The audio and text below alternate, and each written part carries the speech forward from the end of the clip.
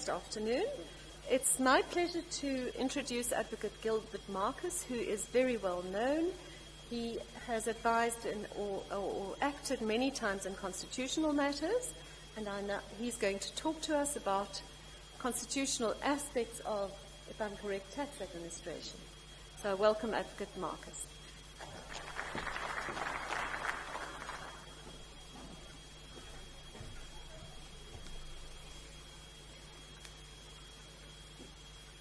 Thank you very much. I've entitled my talk, Constitutional Control of Tax Administration, Dispelling Some Prevalent Myths.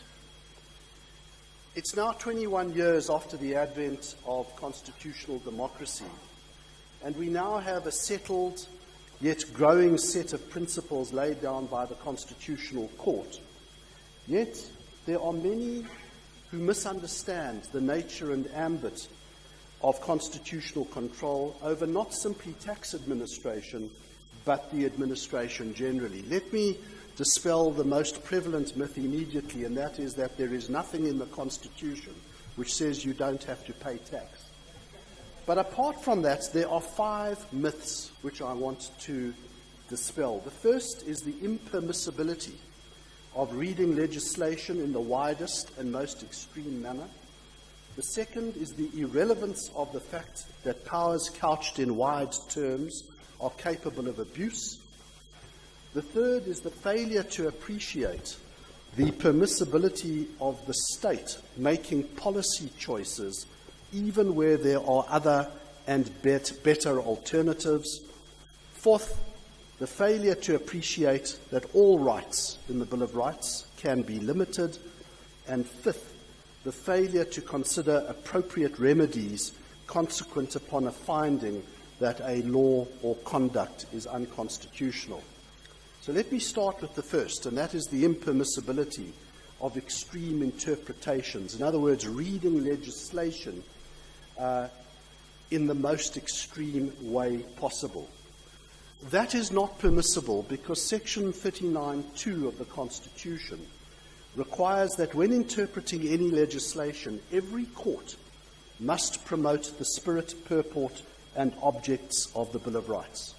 That is a duty in respect of which no court has a discretion and must always be borne in mind by the courts, and this is even so even if the litigant doesn't rely on Section 39(2) at all. The Constitutional Court has now repeatedly pronounced upon the obligations arising from Section 39(2), and there are 2 of those obligations to which I want to refer. The first is what I call the Hyundai obligation, simply because it was laid down in the Hyundai case. And that is that if a provision is reasonably capable of 2 interpretations, and one interpretation would render it unconstitutional and the other not, the courts are required to adopt the interpretation that would render the provision compatible with the Constitution. The second obligation is one which I call the wary obligation because it was laid down in the wary case. This is that if a provision is reasonably capable of 2 interpretations, Section 39(2) requires the adoption of the interpretation that better promotes the spirit, purport, and objects of the Bill of Rights, and this is so even if neither interpretation would render the provision unconstitutional.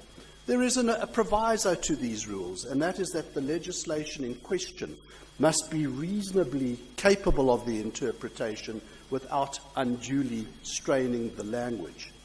There is one other principle which comes alongside these 2 that I've articulated, and that is that administrators, that includes SARS, must comply with the Promotion of Administrative Justice Act.